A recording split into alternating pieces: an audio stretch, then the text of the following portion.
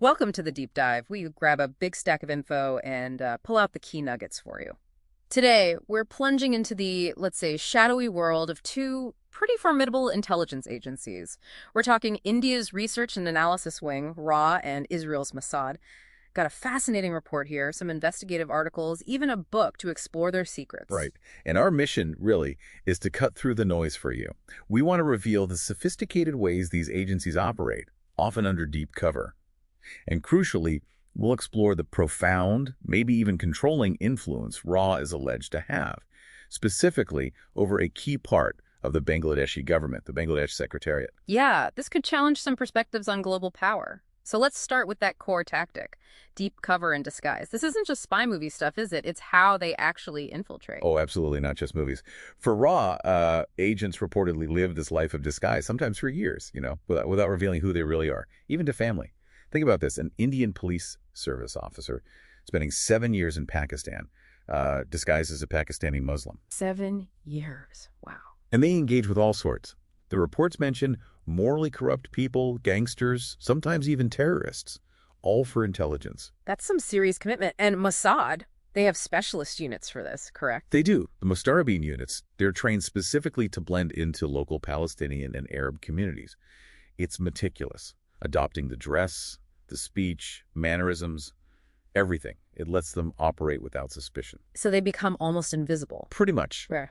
We've seen documented cases like infiltrating hospitals, dressed in scrubs, Islamic clothing, hijabs, pushing wheelchairs, all to carry out an operation. Real examples, not just theory. Exactly. Or an agent posing as, say, an Italian journalist, or commandos disguised as civilians, even women during raids. And then there's the Cyanim. These are unpaid Jewish civilians living ordinary lives who provide key logistical support. Like a hidden network. Precisely. It shows how operating in the disguise of workers in different countries isn't just speculation. It's a core, sophisticated method for both agencies. Okay, that deep cover aspect is fascinating, and it connects directly to where this gets, well, really interesting.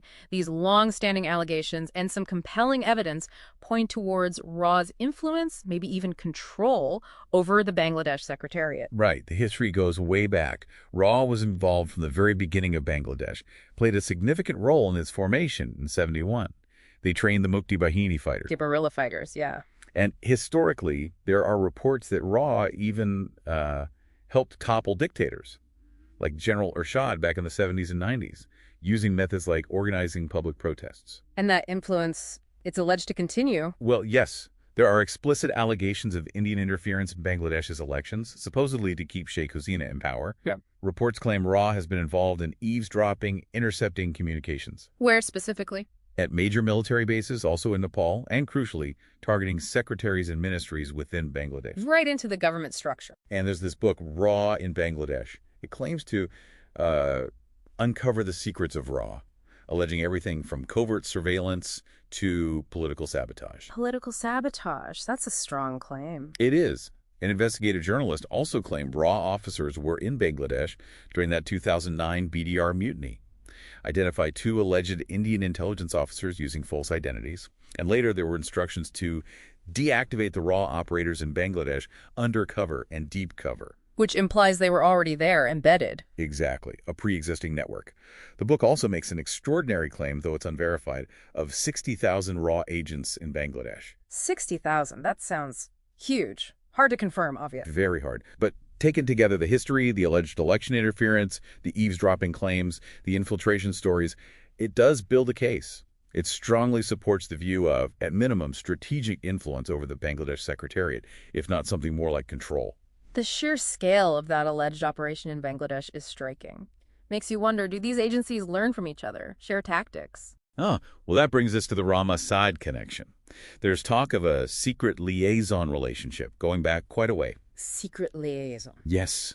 It seems RAW was keen to learn from Israel, particularly their knowledge of West Asia and North Africa, and, crucially, to learn Mossad's counterterrorism techniques. So a sharing of expertise. It implies that, yes, a sharing of best practices in clandestine methods, perhaps including how to effectively use disguised operatives in foreign countries, like a shared playbook. Okay, so We've taken a deep dive today. We've looked at how disguise and deep cover are absolutely integral to operations for both RAW and Mossad, and we've explored this compelling, frankly quite startling case regarding RAW's alleged influence, maybe even control, over the Bangladesh Secretariat. And it really leaves you with this significant question, doesn't it? In a world where intelligence agencies might be operating so deeply within the core administration of other nations, how do these, well, largely unseen forces actually shape international relations, national sovereignty, global advantage? What stands out most to you from this exploration of these unseen hands at play?